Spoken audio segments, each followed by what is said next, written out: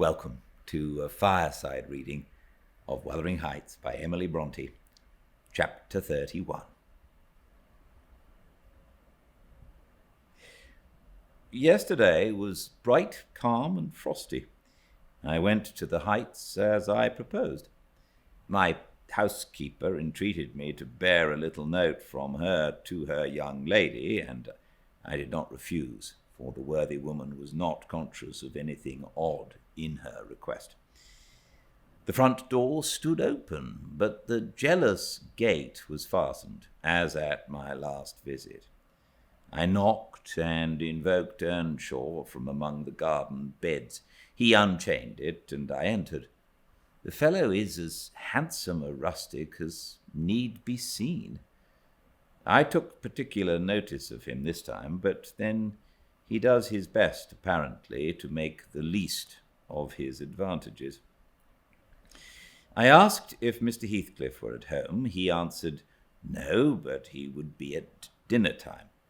It was 11 o'clock, and I announced my intention of going in and waiting for him, at which he immediately flung down his tools and accompanied me in the office of watchdog, not as a substitute for the host.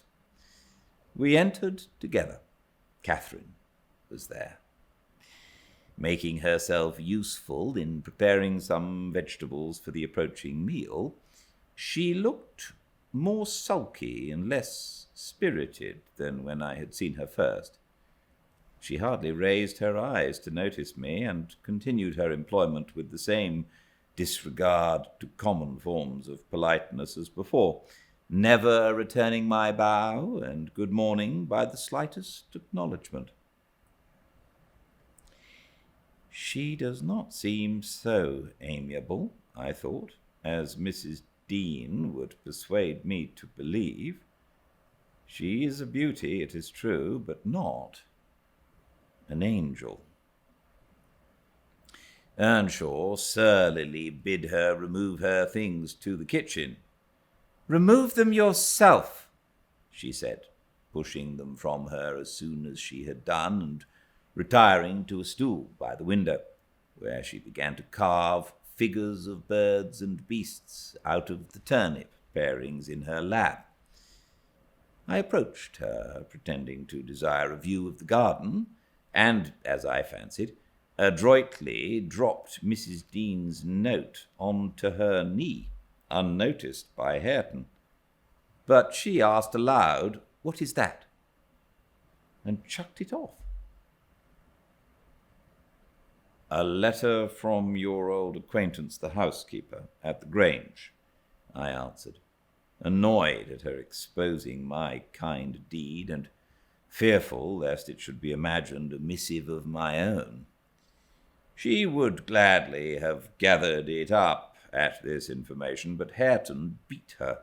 He seized it and put it in his waistcoat, saying Mr. Heathcliff should look at it first.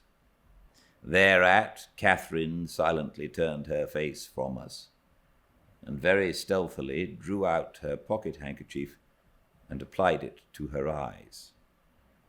And her cousin, after struggling a while to keep down his softer feelings, pulled out the letter and flung it on the floor beside her, as ungraciously as he could. Catherine caught it and perused it eagerly.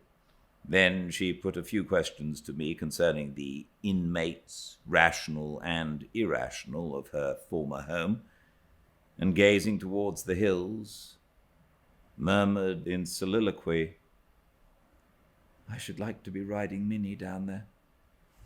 I should like to be climbing up there. Oh, I'm tired. I'm stalled, Hareton." And she leant her pretty head back against the sill with half a yawn and half a sigh, and lapsed into an aspect of abstracted sadness, neither caring nor knowing whether we remarked her. "Mrs. Heathcliff," I said, after sitting some time mute, "you are not aware that I am an acquaintance of yours, so intimate that I think it strange you won't come and speak to me. My housekeeper never wearies of talking about and praising you, and she'll be greatly disappointed if I return with no news of or from you, except that you received her letter and said nothing." She appeared to wonder at this speech, and asked, "Does Ellen like you?" "Yes, very well," I replied, hesitatingly. "You must tell her," she continued, "that I would answer her letter. But I have no materials for writing, not even a book from which I might tear a leaf." "No books?" I exclaimed. "How do you contrive to live here without them? If I may take the liberty to inquire, though provided with a large library, I'm frequently very dull at the Grange. Take my books away, and I should be desperate."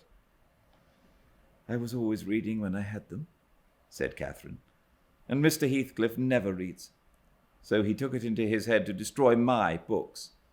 I have not had a glimpse of one for weeks. Only once I searched through Joseph's store of theology to his great irritation, and once, Hareton, I came upon a secret stock in your room, some Latin and Greek and some tales and poetry, all old friends. I brought the last here, and you gathered them as a magpie gathers silver spoons for the mere love of stealing. They are of no use to you, or else you concealed them in the bad spirit that, as you cannot enjoy them, nobody else can. Perhaps your envy counselled Mr. Heathcliff to rob me of my treasures, but I've most of them written on my brain and printed in my heart, and you cannot deprive me of those." Earnshaw blushed crimson when his cousin made this revelation of his private literary accumulations, and stammered an indignant denial of her accusations. "Mr. Hareton is desirous of increasing his amount of knowledge," I said, coming to his rescue. "He is not envious, but emulous of your attainments. He'll be a clever scholar in a few years." "And he wants me to sink into a dunce meantime," answered Catherine. "Yes, I hear him trying to spell and read to himself, and pretty blunders he makes. I wish you would repeat Chevy Chase as you did yesterday. It was extremely funny. I heard you, and I heard you turning over the dictionary to seek out the hard words, and then cursing because you couldn't read their explanations." The young man evidently thought it too bad that he should be laughed at for his ignorance, and then laughed at for trying to remove it. I had a similar notion, and remembering Mrs. Dean's anecdote of his first attempt at enlightening the darkness in which he had been reared, I observed, "But, Mrs. Heathcliff, we have each had a commencement, and each stumbled and tottered on the threshold. Had our teachers scorned instead of aiding us, we should stumble and totter yet." "Oh," she replied, "I don't wish to limit his acquirements. Still, he has no right to appropriate what is mine and make it ridiculous to me with his vile mistakes and mispronunciations. Those books, both prose and verse, are consecrated to me by other associations, and I hate to have them debased and profaned in his mouth. Besides, of all, he has selected my favorite pieces that I love the most to repeat, as if out of deliberate malice." Hareton's chest heaved in silence a minute. He labored under a severe sense of mortification and wrath, which it was no easy task to suppress. I rose, and from a gentlemanly idea of relieving his embarrassment, took up my station in the doorway, surveying the external prospect as I stood. He followed my example and left the room, but presently reappeared, bearing 6 volumes in his hands, which he threw into Catherine's lap, exclaiming, "Take them! I never want to hear or read or think of them again." "I won't have them now," she answered. "I shall connect them with you, and I hate them." She opened one that had obviously been often turned over and read a portion in the drawling tone of a beginner, then laughed and threw it from her. "And listen," she continued provokingly, commencing a verse of an old ballad in the same fashion. But his self-love would endure no further torment. I heard, and not altogether disapprovingly, a manual check given to her saucy tongue. The little wretch had done her utmost to hurt her cousin's sensitive, though uncultivated feelings, and a physical argument was the only mode he had of balancing the account and repaying its effects on the inflictor. He afterwards gathered the books and hurled them on the fire. I read in his countenance what anguish it was to offer that sacrifice to spleen. I fancied that as they consumed, he recalled the pleasure they had already imparted, and the triumph and ever-increasing pleasure he had anticipated from them. And I fancied I guessed the incitement to his secret studies also. He had been content with daily labor and rough animal enjoyments till Catherine crossed his path. Shame at her scorn and hope of her approval were his first prompters to higher pursuits. And instead of guarding him from one and winning him to the other, his endeavors to raise himself had produced just the contrary result. "Yes, that's all the good that such a brute as you can get from them," cried Catherine, sucking her damaged lip and watching the conflagration with indignant eyes. "You'd better hold your tongue now," he answered fiercely, and his agitation precluded further speech. He advanced hastily to the entrance, where I made way for him to pass, but ere he had crossed the doorstones, Mr. Heathcliff, coming up the causeway, encountered him, and laying hold of his shoulder, asked, "What's to do now, my lad?" Naught, he said, and broke away to enjoy his grief and anger in solitude.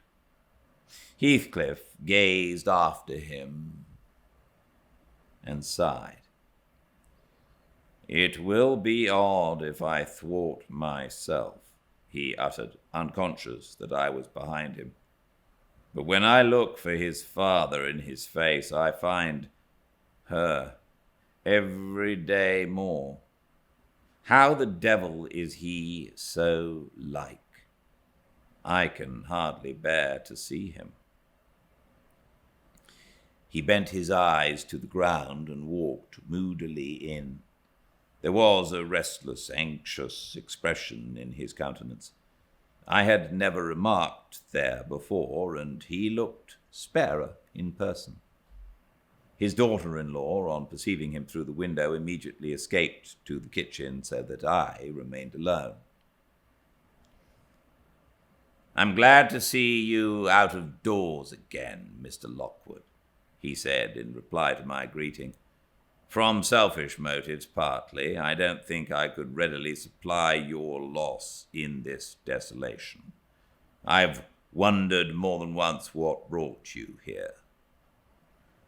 "An idle whim, I fear, sir," was my answer. "Or else an idle whim is going to spirit me away. I shall set out for London next week, and I must give you warning that I feel no disposition to retain Thrushcross Grange beyond the 12 months I agreed to rent it.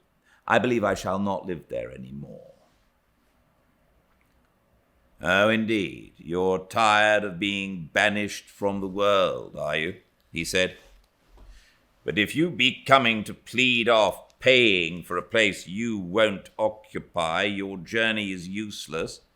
I never relent in exacting my due from anyone." I'm coming to plead off nothing about it, I exclaimed, considerably irritated. Should you wish it, I'll settle with you now. And I drew my notebook from my pocket. No, he replied coolly. You'll leave sufficient behind to cover your debts if you fail to return. I'm not in such a hurry. Sit down, take your dinner with us. A guest that is safe from repeating his visit can generally be made welcome. Catherine, bring the things in. Where are you? Catherine reappeared, bearing a tray of knives and forks. You may get your dinner with Joseph, muttered Heathcliff aside, and remain in the kitchen till he is gone. She obeyed his directions very punctually. Perhaps she had no temptation to transgress. Living among clowns and misanthropists, she probably cannot appreciate a better class of person when she meets them. With Mr. Heathcliff grim and saturnine on the one hand, and Hareton absolutely dumb on the other, I made a somewhat cheerless meal and bade adieu early. I would have departed by the back way to get a last glimpse of Catherine and annoy old Joseph, but Hareton received orders to lead up my horse, and my host himself escorted me to the door, so I could not fulfill my wish. How dreary life gets over in that house. I reflected, while riding down the road. What a realization of something more romantic than a fairy tale it would have been for Mrs. Linton Heathcliff had she and I struck up an attachment, as her good nurse desired, and migrated together into the stirring atmosphere of the town.